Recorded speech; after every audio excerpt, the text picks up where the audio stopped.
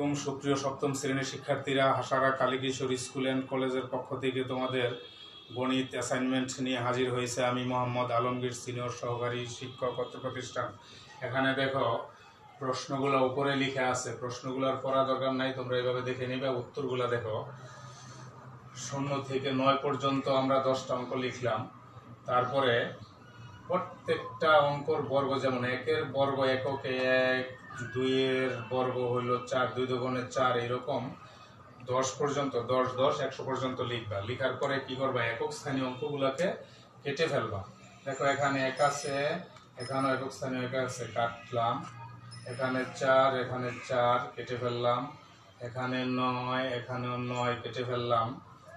এখানে 6, এখানেও 6 কেটে ফেললাম। এখানে 5, এখানে 5 কেটে ফেললাম। 6 কেটে ফেললাম, 9 তো আগেই কেটেছি।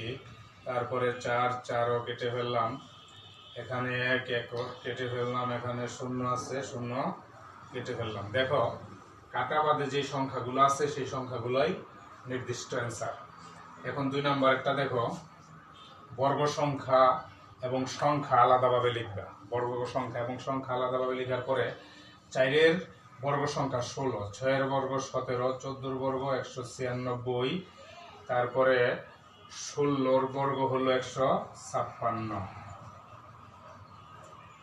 16-র বর্গ হবে 16, 16 256, 256। তো এখন প্রশ্নের আলোকে দেখো, কয়ের বর্গ সংখ্যার একক স্থানে 6 থাকলে কয়ের একক স্থানের অঙ্কগুলো কি কি হতে পারে। তাহলে একক স্থানের অঙ্ক দেখো 4, তারপরে 6, 6 এবং 4, উত্তর হলো 6 এবং 4। 3 নম্বরেরটা দেখো, আমরা এখানে প্রশ্নটা লিখে রাখছি, 24,336 সংখ্যাটির বর্গমূল কত অঙ্ক বিশিষ্ট। উত্তরে আমরা পাইছি 3। 3 কিভাবে পাইছি দেখো, সহজ পদ্ধতি বের করার নিয়ম, সর্বডান থেকে এক সংখ্যা ফাঁকে ফাঁকে ফোঁটা দিবা। পরে এখানে ফোঁটা 3 ফাঁক রেখে আবার 3-এর উপর ফোঁটা, 4 ফাঁক রেখে আবার 2-এর উপর ফোঁটা। এখানে ফোঁটা কয়টা? 3টা। 3টা ফোঁটা হওয়ার কারণে উত্তরও কিন্তু 3 অঙ্ক বিশিষ্ট হবে। তারপরে দেখো 4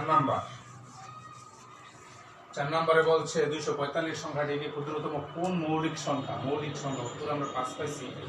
মৌলিক সংখ্যা, তাইলে আমরা কি করতে হবে দেখো, 245কে আমরা মৌলিক উৎপাদকে বিশ্লেষণ করব।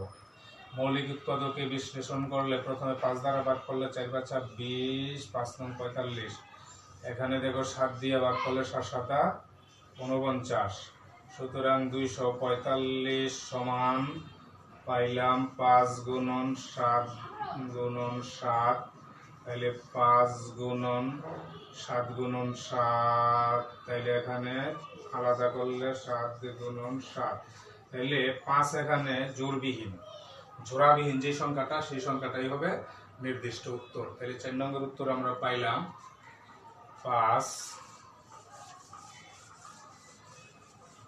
5 নং দেখো, সারি সংখ্যা এবং সারিতে সৈন্য সংখ্যা সমান রেখে সাজানো 1800 জন সৈন্য থেকে কতজনকে সরিয়ে রাখতে হবে। 18 জন সৈন্য থেকে সরিয়ে রাখা মানে বিয়োগ, তাহলে আমরা করতে হবে দেখো 1800, এটাকে আমরা বর্গমূল করলে ডান থেকে 4 4 কত 16, 2 2 শূন্য নিয়ে আসলাম, 4 ডাবল 8, এখানে 2, এখানে 2 দিলে 2 দুগুণে 4, 8 দুগুণে 16, আমাদের বাকি রইল কত 6, 6 6 4 আছে 10 হলো 6 আছে 3 হলো 36, উত্তর হবে 36। সুপ্রিয় শিক্ষার্থীরা, আমরা এটার উত্তর অবশ্যই পেয়ে গেছি।